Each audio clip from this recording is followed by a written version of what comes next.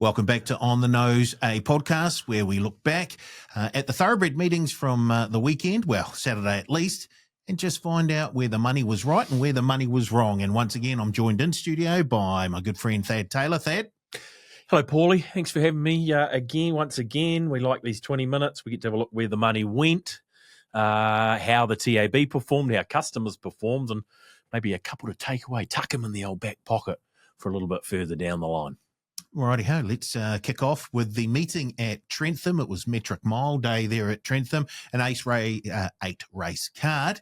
And we started the day with Pacific Princess storming home from the back to get up over the top of them at around $9. I wasn't on either, and I have been in her previous campaign. She threatened without winning, but impressive. But saying that, it was a big wide open field. It was a bonus back race to start the day there at Trentham. Saltburn was a well-backed favourite, although not a shortener, I guess. It sort of hovered around 380 all day, the Northerner Saltburn, but it was minus 35. Hard Rock Cafe had a lot of money on it, even though it was 9 out to 11. Didn't run a bad race, Hard Rock Cafe, so their connections of Hard Rock Cafe knew something, and it ran well. Good old time after time. It's getting me time after time. 27 into 16, back to 20 for Kevin Myers, took a lot of money as well. Orson Stone was a first starter for Andrew Forsman, which was 9 into 750, and ran well. Almost pinched it, but got knocked off by Pacific Princess, which they did find late. Was hovering around $11 or $12, started at $8, but by then the sort of damage was done. It was plus 25 Pacific Princess, but yeah, one of those late market moves, which was spot on, just tidying up that price late in proceedings. Race 2, and it was a smallish field. Matewa controlled the tempo up front, turning it into basically a sit and sprint, and that was all the fave needed, really. Impressive. Has been impressive. Obviously, Robbie Patterson has a fair opinion of Matewa and said as much prior to the run. I'm shocked it didn't start odds on. And I say that for two reasons. Yes, it was extremely well backed. And two, there wasn't a lot of money for the second favourite Wingman, who ran fourth, 360 out to 460. Freddie Time managed to hold its ground, but this was the one result of the day. They nailed it, Trentham, and they nailed it well and truly. It's a horse that's got a following, Matewa. It was minus 60. Yeah, as I say, because of the lack of money for Wingman, I thought the move would come even harder for Matewa. I think first up, oddsetters, the marketplace and oddsetters sort of held its price just with that doubt around it first up, but put all those to bed minus, well and truly, minus 60,000 the second. Race 3 and Comedy, trained by Harvey Wilson, with Liam Cody getting the 3 kilo claim at around a $9 mark again. Yeah, exactly. And was a mover. Gee, it was only second up for Harvey Wilson. No better conditioner of a horse than Harvey. So, yeah, 11 into $8 late in proceedings. But, look, Just Charlie and McCann and Ty took a lot of money in the race. It was an interesting battle for favouritism. We opened McCann favourite at $3.10, Just Charlie $4.50, and actually Just Charlie started favourite in the race. Had no luck. Just Charlie will still be on track for a New Zealand Cup, you'd think, for Kevin Myers. And just could not find daylight when it mattered. No, it was just getting sort of just held in. And McCann, there was a query about whether it could run that distance, and the jury's out, I guess. It did pop, and it sort of had its own way in front, but it didn't really settle overly well. So it's might have to see McCann again over that distance. Ty was Steve Hunt's value bet on the card there at Trentham. It was 11 into 750. It was minus 100,000. And Deadly Pony was an interesting runner. We opened it with a lot of respect at 650 for Lisa Ladder. Drifted all the way out to $13. Was only its second go at the distance and had failed at its previous attempt, but it ran better than the market thought it would. Deadly Pony got all chance to run on, but I think now we know Deadly Pony can get the 2,100 metres. We need to be paying attention to that. But a Comedy, even though it was 11 into 8, with all the money from McCann, Just Charlie and Ty, it was plus 40,000. Race 4, and there was a bit of speed on early, which meant the likes of Turn It Up could sneak through along the inside, with Erin Leighton picking up her first victory back. Yeah, congratulations to Erin. Good to see her back. She's obviously gone through a fair amount with injuries and a hard road back, but she's persevered and she's got a win. It was a nice interview with Jane Ivel after the race, actually. I did enjoy that. You could see not the relief, but just the pleasure she took out of it in getting that win, and rightfully so. Look, the marketplace nailed it into 2 here, and they both didn't run great races. Well, races, Ashoka wasn't far away, but even though it was 3 into 260, sometimes with these northern horses, they move late, but they haven't been overly strongly backed until that lasted a quarter of an hour. And I put Ashoka in that bracket to a degree. You want to hear me come on and say, oh, they're charging in out of trees, rather than, oh, it's a late move for Ashoka. Sometimes hard to discern. I do my best to sort of distinguish it for you without, telling you what I necessarily think. I've only got to tell you what what the marketplace is saying to me. But Sierra Leone was the other one, 5 into $3.40 for John O'Benner. And again, they really nailed it down to 2. Merkel was a really interesting runner. First up for Jim Wallace, 27 into 16, back to 23, and ran a very good second. I think they got an opinion of Merkel and a better track this time, and I think they might get a win at relatively short notice. But turn it up. It was $8.50 out to $11 plus 30 with all the money for Ashoka and Sierra Leone. Race 5, and it was another one that rocketed home down the outside. Whiskey and Rye getting there just on the line and at double digits. Yeah, stable change from Nick Bashara to Kevin Myers first up. Doesn't really spell a good result, you wouldn't have thought necessarily, but we had Luke Cullen in the race. It was $4.50 into $3.70 and was very well backed. It was minus 80,000 for Luke Cullen. Karetti was $7.50 into $5.50. It ran a very good race as well. Ziggy Stardust, no money first up. Another pike runner that they brought down. It drifted $4.50 out to $7 and didn't run a bad race. So I think I'm just trying to add 1 and 1 together and equal 3 here a little bit. I think Ziggy Stardust's in pretty good nick from what I can see. There was no money for it first up. It ran well. I'm thinking it's going to get a win at relatively short notice. Will certainly be very competitive, Ziggy Stardust. And Prestissimo is an interesting runner. It was second up into this campaign. It was a big market mover first up, and it got nibbled again, 23 into around $18 down the bottom of the book. Ran a nice race, doing its best work through the line, Prestissimo. So maybe one to mark down for you people that like them a little longer in the marketplace. But Whiskey and Rye, I can't believe it, plus 50 with all the money for Luke Cullen. Race 6, and Spencer gets home in front of Bold Bell, who I think was well supported. Yeah, it was. It was a bit of a move at Bold Bell, 23 into 14, and almost looked the winner, sort of slipped through up the inside. I was going to say funny race, not a funny race. Tony Pike had the 2 favourites. No one quite knew what to do all day. The move came for Wits End into 310 off the opening price of 370. Although at that stage, when the move finally arrived, we'd had more money on Slipper Island. And Slipper Island went from $3.70 out to $5, and in the end, neither featured. So a bit of a weird one. I probably would have wanted to see a push earlier in price if there was some real confidence in the marketplace. So that meant Spencer, even though it was $5.50 out to $6.50. He's a good horse, isn't he? He's a good horse, Spencer. We know that. So no surprise to see him run well. I think Maratiri Molly ran third in the race. She was also good. She was 9 into 7. So, yeah, just a funny market with these 2 pike runners that no one quite knew what to do. One drifted. The one that I thought would drift came in, and the one that I thought would come in drifted, and then neither of them featured. So, funny old market. Look, it was plus 50 for a horse like Spencer. It's not often we win on Spencer when he wins. Race 7, it was the metric mile, and was it the Southerners? They came, they saw, they conquered. Ears back. They always get one. Yes, they do. They always get one.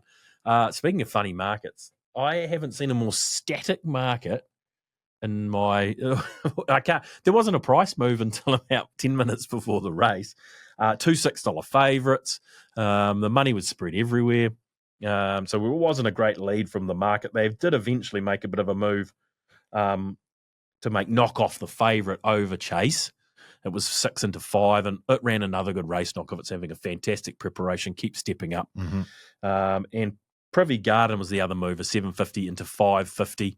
It boxed on gamely enough, but Ears Back got its measure at the top of the straight. So good on the Southern there. It's not often we win on Ears Back when she wins. As I often say about Ears Back, she's caused us some headaches in the past, but because of money being completely spread all over the show, it was $7.50 out to 8 plus 20,000. I just want to mention Magnifique in the race. First up, we know it over more distance. It was 10 out to 14, back to 9.50 late, and it was last basically the majority of the way, and just getting warm as they crossed the line, which is no good if you'd backed it, of course. But one to look out for next time. Is that where we're going?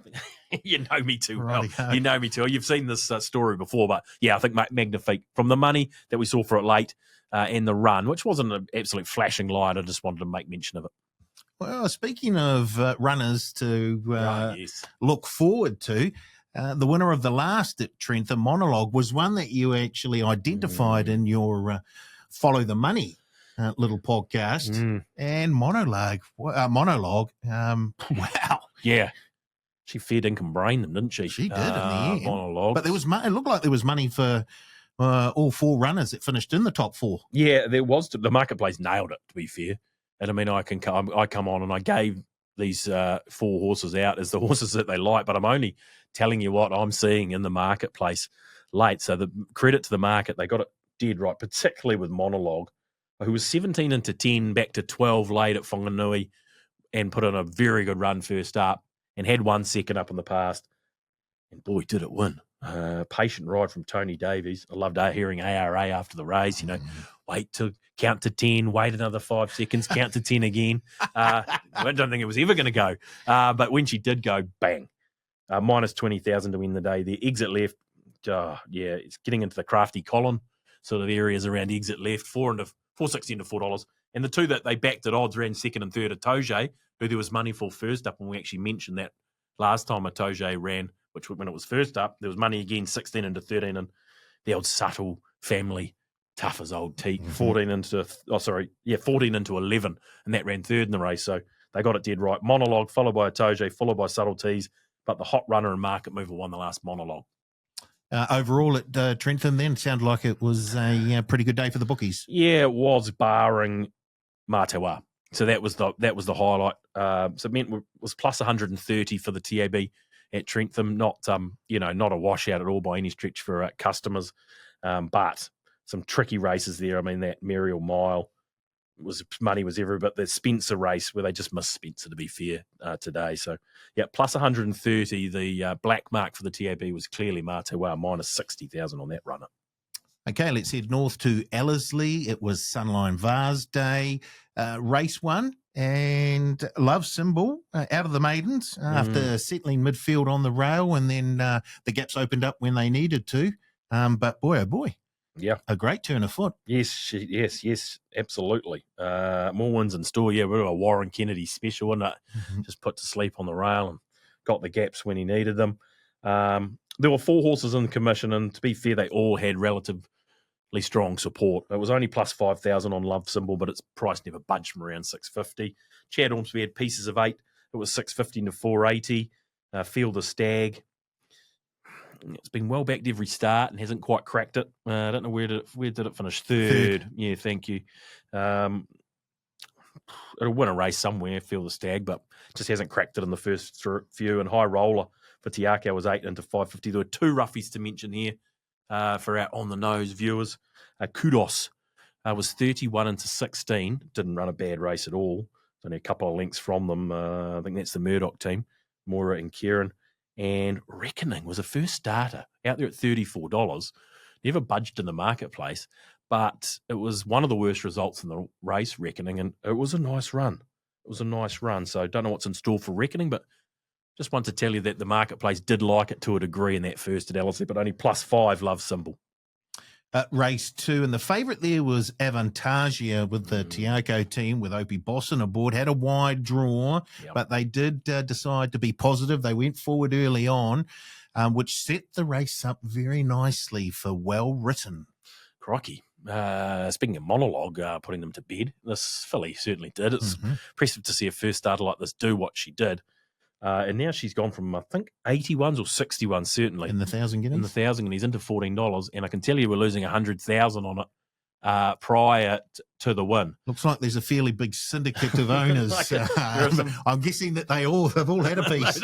If you saw the pictures of them after the race, they're all standing there smiling. I think as they Good were on them. thinking about that 1,000 guineas ticket they've got there at 61s on Well Written. She was impressive. Plus 30,000 though, because Advantagia was 370 into 260 minus $100,000. She sat outside leader, boxed on strongly enough. Navy Ensign was another first starter, ran a nice race for second. It was 21 into 17, back to 17 out to 21, back to 17 late. So it did have some support, Navy Ensign. When you see a first starter not drift, it's almost as good as a push in to a degree. And as far as the market's concerned, that's what happened there. But it was all about Well Written, but for the TAB's perspective, because of Advantagia, it was plus 30. Won't be such a good result in the 1,000 guineas, though. Righty ho. Let's keep that in mind for down in Riccarton in the not too distant future. Race 3, we had a favourite home with Opie Bosson, Chur, Matt, and on the surface it just seemed like a relatively easy win for Chur, Matt. No, you've summed it up well, Paul. It was a painless watch for backers. Opie just gave it one of his little peaches in the trail, popped it off when he felt like it at the top of the straight and got away and won well, minus 30. Not much else to speak of outside of that. Nocturne, Warren didn't get the luck this time. He was back on the rail, 3 back the fence. Nocturne was another one of your follow the money. It wouldn't have beaten Chumat. Right. I have no doubt about that, I don't think. But should have finished in the top 3 anyway, I think. But there was money for it again, 6 into 480. Stormfront and Geneva were just solid around their mark at 850. And Swiss Prince, who ran another great race, Marketplace despises it, 6 out to $15. I suppose it was stablemate of the winner, so they were all backing one Stephen Marsh runner, and then the Marketplace said, well, if that's the one, well, this can't be the one, even though it ran a bottler to finish in the money, Swiss Prince. But it was all about Chumat. Opie gave it a peach, minus 30,000. Race 4 and Diamond Jack was put to sleep by Maddie Cameron and then let loose down the outside, just getting in over the top of Pacheco. Yeah, which was a bit of a move at Pacheco as well, 12 into $8. So they knew what they were doing. Jasmine rode it up on the speed Pacheco and boxed on well. But yeah, I'm surprised. I'm surprised. It's easy to sound the gift of hindsight to sound like you know what you're talking about. But there was a really good push for Diamond Jack to start prior. It fell out of the gates about 5 lengths last at Ellerslie and then got home really strongly to finish only 2 lengths from the winner. So to see it go from $6.50 out to $11, I'm sure some people thought that was an absolute gift from the gods because it was only plus 15,000 in a busy race. Something that would have been $6.50 out to 11 in a 12, 14, 10 sort of runner, 10, 12 runner staying field, you'd think would have been a better result than plus 15,000. So some stuck strong. It was a drifter. Pacheco and Double Take were shorteners, but they rode Double Take quietly this time rather than leading, so that was a bit of a change that maybe the Marketplace didn't anticipate. The story was about Trav in terms of liability. The Auckland Cup winner was minus 100,000. Slow to begin, out the back, and just at the sort of 300-metre mark. Finished off nicely. He was coming home. I was just like, he just had to sort of balance up again and come again, and he did come again, so he's right on song for wherever they take him, Trav, I would have thought. But Diamond Jack plus 15. Race 5 and Santa Catalina got headed in the straight by Brian Lamont and fought back for the Mackays, but there was money for Brian Lamont as well, wasn't there? It was. You're on the mark. You do watch me on a Saturday. I appreciate that. Big Saturday. It's a big Saturday. Love the big Saturday. Marketplace nailed it. Well, they got hold of iPark first, which was 330 into about 280. Then that got the blows out to 420. When Santa Catalina went from 550 to 370 to start favourite in the race, and Julia Blige, that was the hot runner, and Brian Lamont, 34s into 18s, just back to 23s late, and ran a great race. I think the Quinella with Santa Catalina and Brian Lamont paid the thick end of $54 or $55. So well done again. If you're watching that Marketplace closely, you might have been able to get hold of that. There was a lot of money for Horty. Coming out of Maidens, it was the last up winner, up and grade Horty, and just one I'm mentioning for the fact that there was a lot of support for it, but it didn't feature. But Marketplace got it. Santa Catalina minus 15,000, the fifth of the day. Race 6, and Big Wave was another one that was ridden positively and saluted at odds. Yeah, the big boy. Chat to Sam. Was it Sam? Is it Sam? Sam Minor? McNabb. Oh, Sam McNabb. Sorry. Oh, Caitlin McKee. Caitlin Sorry. McKee. Yeah, well done, Caitlin. Yes. My apologies. Yes, they interviewed Caitlin after, and yeah, he's a big boy. Loves his own way in front. Just rollicks along and got the job done. It's actually 16 when we opened, out to 26, back to 21 late, but it was plus 50 because there was a stack of money on Is That All for Tony Pike. That was minus 120 odd thousand. Is That All? One start, one win. Tony Pike, Opie Bosson, the combination screams danger.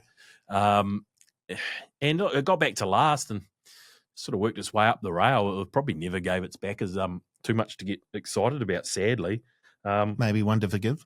Yeah, I think so. I think I read the Stites report. Opie said he wasn't disappointed. It's just a sort of a victim of circumstances, and he just ended up having to get back further than he would have wanted, and worked home well. But there's obviously ability there. So yeah, I think that is a forgive at this stage.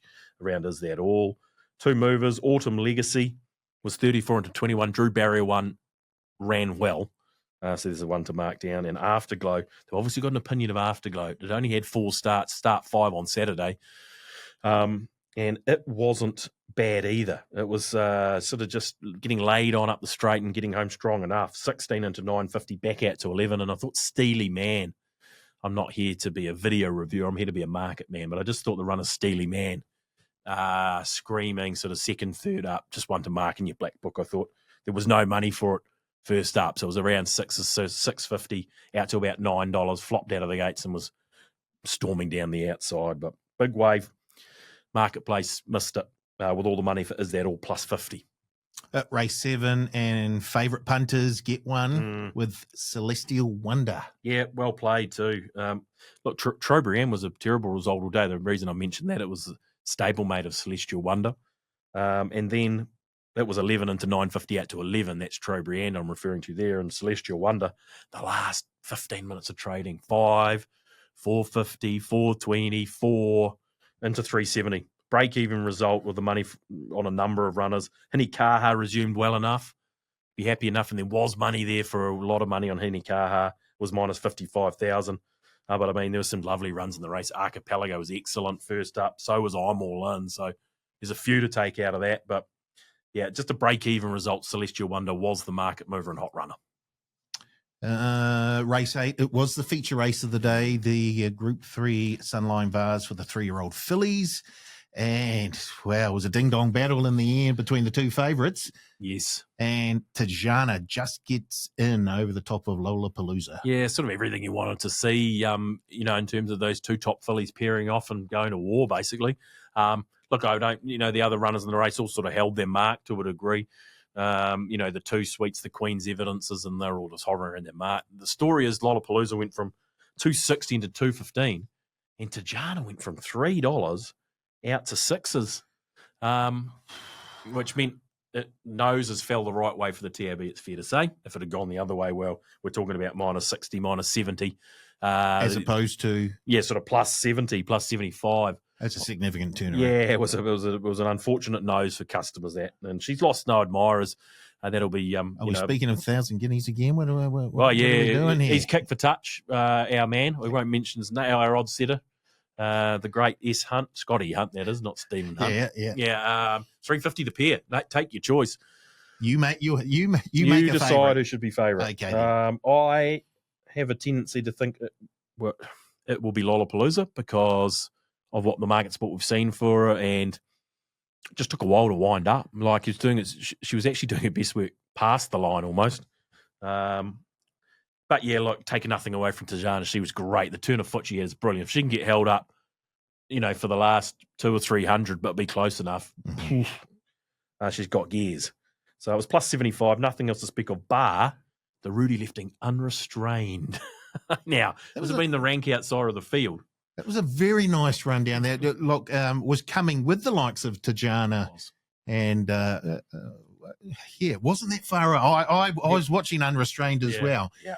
It was 61 into 41. It was one of the worst results in the race. I went right around the corner before the race here at TAB headquarters and said, "What's this unrestrained?" And I had to get told Rudy lifting, and then I was like, Oh, that's that thing that Ran ran by. second to, was it Transcend up at Ruakaka, I think. Very good. I only learned that on Saturday. How good am I going? But when I was reminded, I did remember. That's something. But anyway, 61 under 41, ran a good race, unrestrained. For Rudy, well done. Hope she goes on to do some good things for you. But plus 75 to Jana, money. Noses fell the wrong way in the Sunline Vase.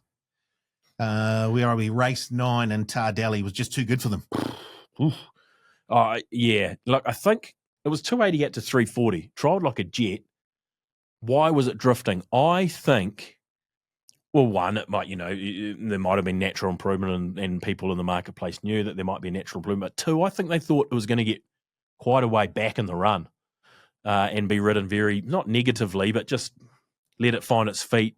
And they almost said as much during the top of the day that we're going to let him find his feet and work his way home, get him through the gears. So the marketplace went away from him, and then George Rook had to make a split-second decision whether to pull back and be neutral and be sort of third or fourth last, or try and push forward and be positive out of the gates. He chose the second part of it and ended up getting into the 1-1. And I think once it got into the 1-1, ahead of the likes of Cannon Hill, certainly ahead of the likes of Captured by Love, it was almost game overtime. And he was super impressive. Whatever he does, he's going to be dangerous. Cannon Hill ran second. It was 8.15 to 6.50. Had the draw to be competitive, but I think Arby getting in front of it probably knocked Cannon Hill's chances. Tardelli getting in front of it. Did I say Arby? It's Tardelli getting in front of Cannon Hill knocked his chances. The reason I said Arby was it ran quite a good race for fourth. It was encouraging Arby on resumption, and we'll have to wait to see more out. Captured by Love. Marketplace said yes, 360 into 330. Sort of working home down the outside, but you might have want to see a touch more. Hope she can improve second up. But Tardelli is back. Unfortunately, it was plus 30,000 to the TAB because they wanted to be on Captured by Love in particular. Final race of the day, and the market got this bang on. Not just the winner, but the runners that finished in second, third, and fourth. Elysian Fields got home in front with Massa Hasasumi, but those just in behind were also attracted quite a bit of attention from the market. We got nailing it. I mean, late in proceedings. I mean, the only four shorteners in the race, basically, ran the first four. War of Succession was the first big mover. It was 7 into 440. And then two horses in the last 10 minutes were shorteners. Casemiro was 15 into 7, had no luck, caught 3 wide, and boxed on strongly for third. And Elysian Fields is in fantastic form. Great ride. Massa, 7 into 550 late. They ran the trifecta. The horse that ran fourth was Gillian for Debbie Sweeney, was 26 into 13. So, yeah, look, it was only plus 10,000 because it was a market mover late, Elysian Fields, but the four that shortened ran the first four and paid $1,500. Sometimes it seems like it's a simple game. Yeah. Sometimes it does. We know a bit better than that. Yeah. They've been around long enough. Overall at Ellerslie then? Plus 170 at Ellerslie. So, yeah, again, toughish day for customers there. Obviously, if that Tajana Lollapalooza nose had gone the other way, we'd be talking about something completely different. But Chur Matt, probably one of the major highlights. Santa Catalina potentially being another celestial wonder. So those were the three that were highlights for customers, but tough outside of there with the likes of Tajana and Big Wave, Diamond Jack, even well written to get advantageous. Some very nice 3-year-old fillies going round last Saturday. Oh, it was a great day. Well, that Sunline Vase was fantastic, but I mean, yeah, they did really pair out those two. So maybe they are just a cut above them, 350 the pair there and 1,000 guineas. So, but well written. Have something to say about that. She's coming from the different angle. So that's going to be exciting to watch. Excellent. Righty-ho, that's it for another week here on The Nose. We'll be back again next week as we look back on Howden Insurance Day at Te Rapa. We're talking about Group 1 Day. Yeah, how good. Yep, I'm looking forward to it. And, of course, there's a meeting down at Riccarton as well. But check back next week when we'll have another edition of On The Nose.